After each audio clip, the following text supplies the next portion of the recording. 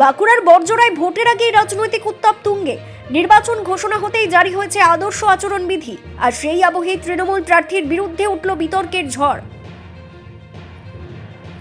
বড়জোড়া বিধানসভা কেন্দ্রের তৃণমূল প্রার্থী গৌতম মিশ্রের বিরুদ্ধে অভিযোগ, আদর্শ আচরণবিধি কার্যকর থাকা সত্ত্বেও তিনি এলাকার মসজিদের ইমামদের হাতে নতুন বস্ত্র তুলে দিয়েছেন।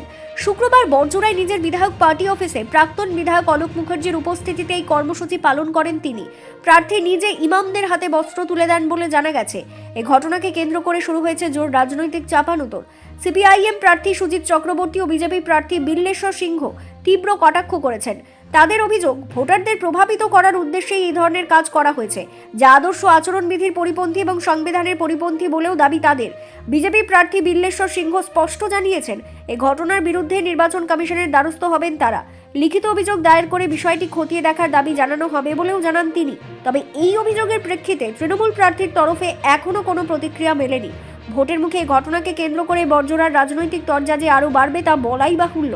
এখন দেখার এই বিতর্কে নির্বাচন কমিশন কি পদক্ষেপ নেয়।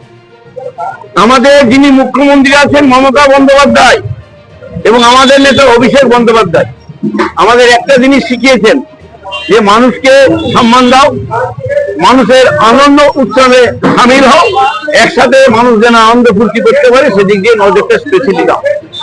তো আমি এখানে আপনাদের দোয়াতে এমএলএ হয়েছি সকলের সহযোগিতায়। আজকে আমাদের নেতা নেত্রী ঘোষণা করেছেন শ্যাম মিশ্র, গৌতম মিশ্র। আমরা খুশি যে আমরা এমন একটি মানুষকে পেয়েছি, যে মানুষটা শুধু মানুষের কথাই ভাবে, এমন একটা উপযুক্ত লোককে আমরা পেয়েছি। তাই আমরা চাই গৌতম মিশ্র সমস্ত মানুষের কাছে আবেদন করবো, কর্মীদের কাছে আবেদন করবো, যে এমন ভোটে জেতান যে বাংলায় একটা নজির করেন গৌতম মিশ্র, আমাদের দাদা, সদ্য দাদা আমাদের। সেই দিকে আমরা নজর দিয়ে গেবো। এবং আজকে যে উৎসব সবাই মিলে আমরা পালন করেছি, আমাদের ইমামদের সম্মান দিয়েছি, ইমামরা মোটামুটি আমাদের সম্মান দিয়েছেন, এইভাবে আমরা চালিয়ে যাচ্ছি। দেখুন, তৃণমূল জেনে গেছে যে আমরা হারছি, সেই জন্য তারা প্রলোভন দিয়ে, মানুষকে টাকা পয়সা দিয়ে, বস্ত্র দিয়ে ভোট কেনার চেষ্টা করছে। এটা পুরোপুরি ভারতীয় গণতন্ত্রের অনৈতিক। তারা পুরোপুরি ভায়োলেশন করছে MCC code, election commission of ইন্ডিয়ার। আমরা সেখানে দরবার করব এবং আবার লিখিত করে জানাবো। এতে নিয়ম তো নয়। লড়াই করুন গণতন্ত্রে। আপনার যে শক্তি আছে, 5 বছর সরকার ছিলেন, লড়াই করুন, মানুষের পাশে যান। সাহস থেকে সাহস থেকে মানুষকে বলুন যে কী করেছেন না করেছেন। সে বলার সাহস কিছু নেই। টাকা দিয়ে, বস্ত্র দিয়ে এরকম করে ভোট কেনা যায় না। মানুষ তার উপযুক্ত জবাব দেবে ভোটে 23 এপ্রিল।